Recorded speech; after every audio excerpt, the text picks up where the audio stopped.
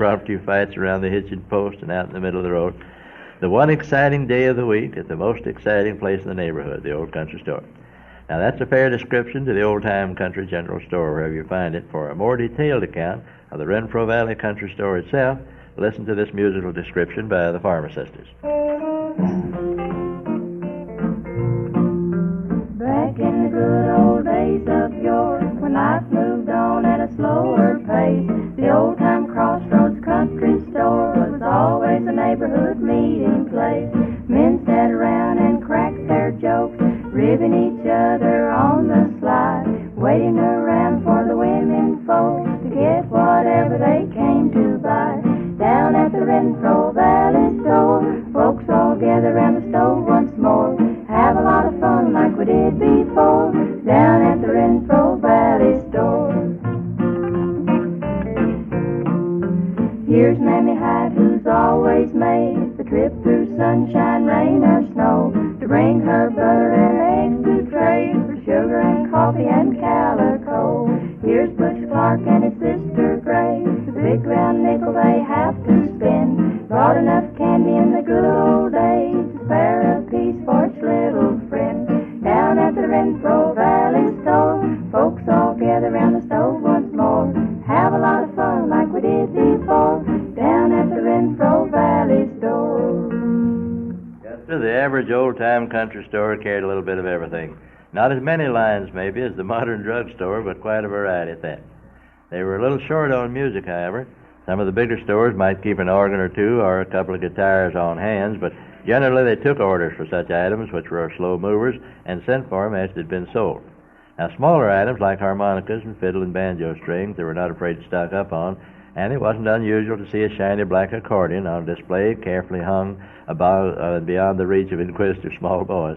Phonograph records were unheard of then, and there was no sheet music department. You know, I was about grown before I ever knew there was such a thing as sheet music. Nobody thought of buying songs. Everybody learned the tunes from somebody else, and anybody would, on request, write out the words to any song that they knew and you asked for. Song ballads, they called it. Now, it was all free, so why spend money to get a song? Now, this is not saying that there was no such thing in that day as sheet music. The towns and cities were full of it, but country folks thought most of it was kind of trashy, and they favored the substantial old songs that parents and friends had taught them. Later on, the popular songs would drift out to the rural districts to be changed somewhat in their rendition until they became traditional in the hills and were remembered there long after they'd been forgotten in the cities. Now, here's an old example of that.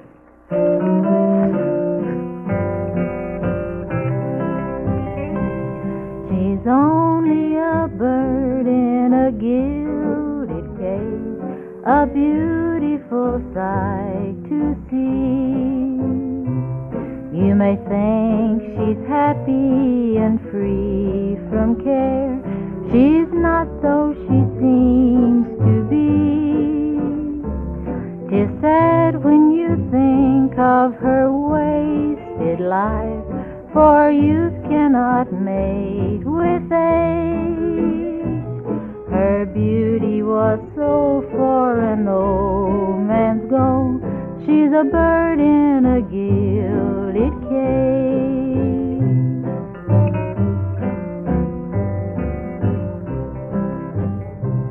The ballroom was filled with fashion throng. It shone with 1,000 lights, and there was a woman who passed along, the fairest of all the sight.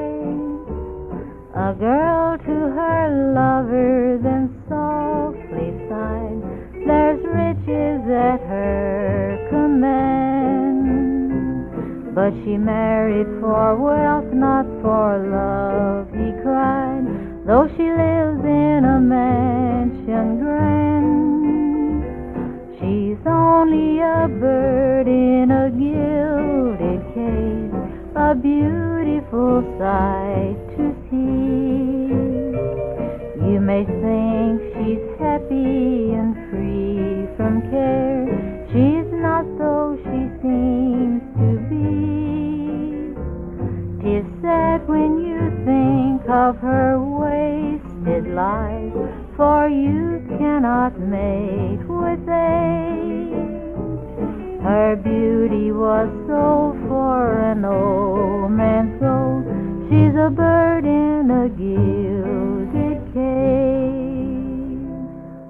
Another announcement coming up now, which means, Don, another musical number to get us into it.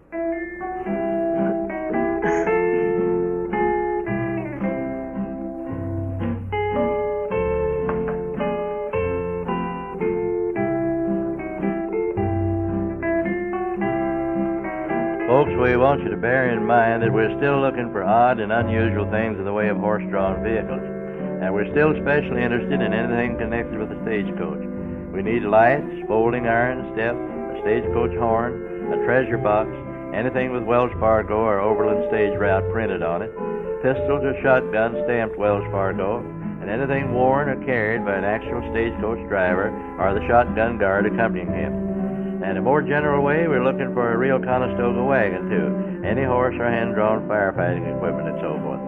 I believe we've added a handsome cab to our collection, but can't be sure for a few days until we see how the deal works out. We have a couple of boys working every day at getting some of their old carriages refinished and repaired and repainted for our big spring opening. We've revived and restocked our old blacksmith shop here on the premises. We're now in the business of rebuilding some of our broken-down carriages. With the addition of a woodworking and paint shop, which we're right now putting in, we should be in shape to do most of our work here. Now, we won't have professional carriage makers at work, but by next summer, the boys should be getting pretty good at it, so you come on down and visit our horse-drawn vehicle exhibit then and see what we've done on it during the winter.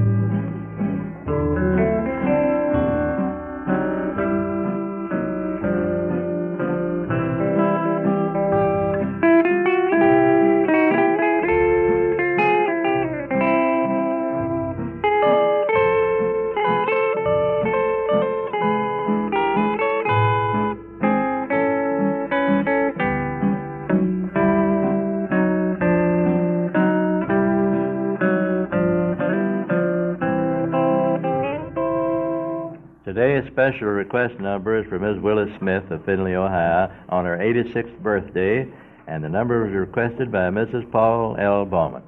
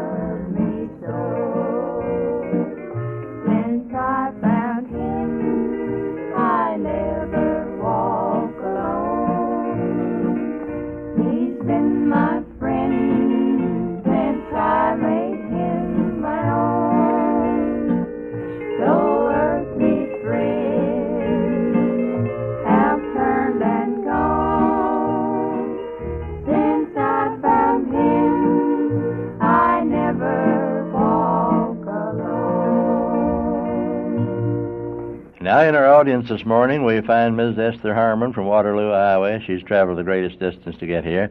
Charles W. Polton from Atlanta, Georgia. He's kinfolks of Russ and Joe Fisher, I believe. Mr. and Ms. William Bush from Onondaga, Michigan, accompanied by Margaret McKessie of Eaton Rapids, Michigan. Mr. and Ms. George Townsend of Clayton, Michigan.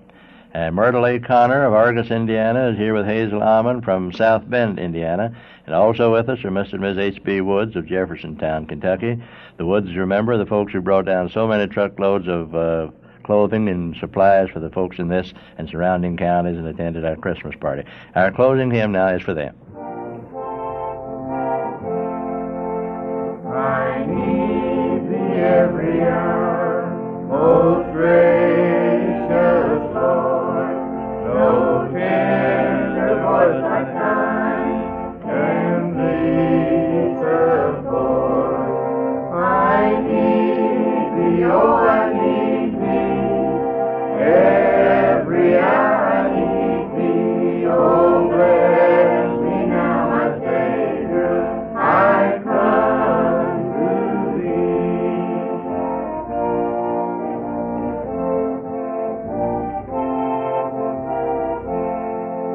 I need thee every hour. Say thou nearby. Temptations lose their power when thou art nigh. I need thee, oh, I need thee. Every hour I need thee. Oh, bless me now, my Savior. I come to thee.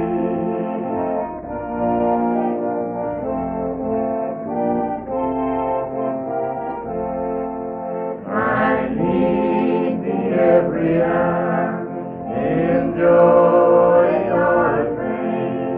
Come quickly and abide, or life is vain. I need thee, oh, I need thee. Every hour I need thee. Oh, bless me now, my Savior. I come to thee.